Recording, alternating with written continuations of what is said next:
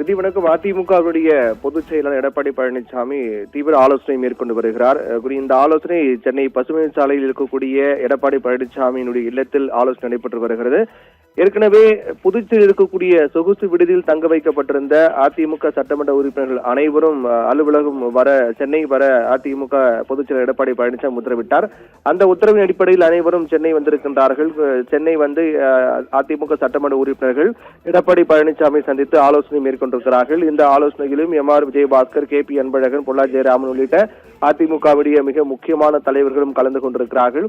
இந்த ஆலோசனை கூட்டங்களின் மிக முக்கியமான நோக்கம் என்பது அடுத்த கட்டமாக மேற்கொள்ளப்பட வேண்டிய நடவடிக்கைகள் குறித்து ஆலோசிக்கப்பட்டு வருகிறது. கவர்னரை சந்திக்கலாமா, கவர்னரை சந்திக்க நேரம் கேட்கலாமா உள்ளிட்ட பல்வேறு விடயங்கள் குறித்தும் பேசப்பட்டு வருவதாக சொல்லப்படுகின்றது.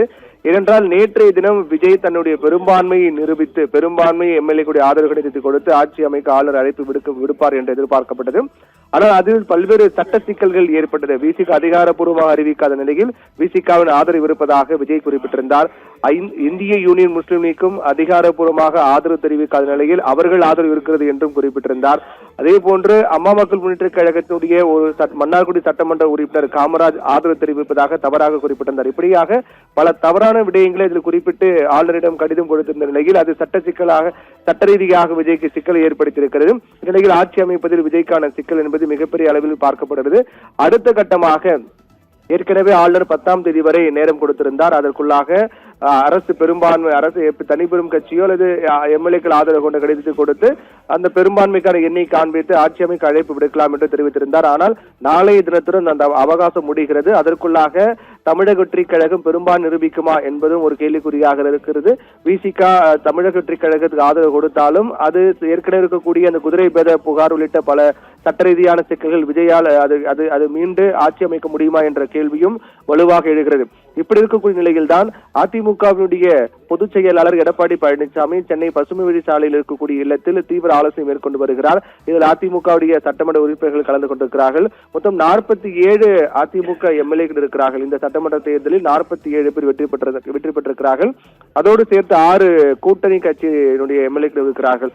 4 பாட்டாளி மக்கள் கட்சி, 1 பாரதிய ஜனதா கட்சி, 1 அம்மா மக்கள் முன்னேற்ற கழகம் என மொத்தம் 6 என கூட்டணி கட்சியும் சேர்த்து பார்த்தால் 53 சட்டமன்ற உறுப்பினர்கள் அதிமுக மன்ற கூட்டணி இருக்கிறார்கள்.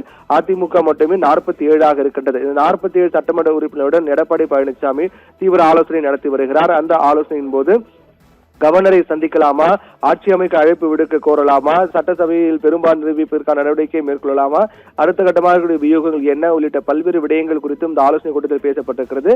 இருந்தாலும் எடப்பாடி பழனிசாமியிடம் மொத்தமாக 47 சட்டமன்ற உறுப்பினர்கள் அதிமுக, அது போக 6 கூட்டணி கட்சி மொத்தம் சேர்த்தால் 53 வருகிறது. 53 எண்ணிக்கை வைத்து அவர் ஆட்சி அமைப்பதில் அந்த அளவுக்கு அது எளிதான விடயம் கிடையாது, சாத்தியம் மிக குறைவுதான். இருந்தாலும் அடுத்த கட்டமாக என்ன செய்யலாம் என்பது குறித்தும் தீவிர ஆலோசனை எடப்பாடி பழனிசாமி மேற்கொண்டு வருகிறார்.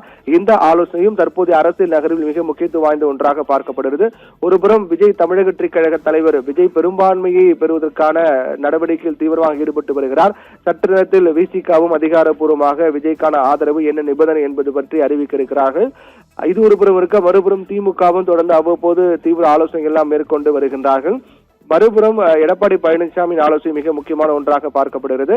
அந்த அடிப்படையில் தான் இந்த ஆலோசனையில் பேசப்படக்கூடிய விடயங்கள் அடுத்தடுத்து நடக்கக்கூடிய அரசியல் நகர்வுகளை பொறுத்து என்ன முடிவெடுக்கலாம் என்பது குறித்தும் தீவிரமாக ஆலோசித்து வருகிறார்கள்.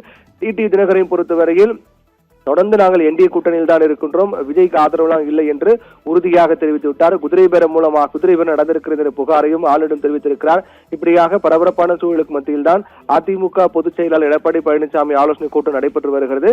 இந்த கூட்டத்தில் எடுக்கப்படக்கூடிய முடிவுகள், இந்த கூட்டத்தில் பேசப்படக்கூடிய விடயங்களும் மிகுந்த முக்கியத்துவம் வாய்ந்த ஒன்றாக தான் இருக்கிறது. என்ன முடிவு எடுக்கப்பட இருக்கிறது, அடுத்த கட்டமாக திருமாவளவனுடைய ஆதரவு வெளிப்படையாக உறுதியாக அறிவிக்கப்பட்ட பிறகு விஜய் எடுக்க போகக்கூடிய நடவடிக்கை என்ன, அடுத்த கட்டமாக அவர் மீண்டும் 4வது முறையாக ஆளுநரை சந்திப்பாரா, அப்போது 118 என்ற எண்ணிக்கை இருக்கின்றது, அதை உறுதிப்படுத்திக் கொண்டு ஆளுநரை சந்திப்பாரா, அப்போது சந்திக்கும் போது ஆட்சி அமைக்க அழைப்பு விடுப்பாரா, ஒருவேளை அப்படி இல்லாவிட்டால் எடப்பாடி பழனிசாமி ஆளுநரை சந்திப்பதற்கான நேரம் கேட்டு ஆளுநரை சந்திப்பாரா, அப்போது எங்களை ஆட்சி அமைக்க வேண்டும் என அழைப்பு விடுப்பாரா உள்ளிட்ட பல கேள்விகள் இருந்திருக்கின்றது. ஒவ்வொரு அரசியல் நகரும் அந்த நகர்வு ஏற்படுத்தக்கூடிய தாக்கத்தை பொறுத்துதான் எடப்பாடி பழனிசாமியுடைய முடிவு இருக்கும் என்றும் எதிர்பார்க்கப்படுகிறது. அந்த முடிவுக்காக தான் இந்த ஆலோசனை கூட்டம் நடைபெற்று வருகின்றது. ரிதி.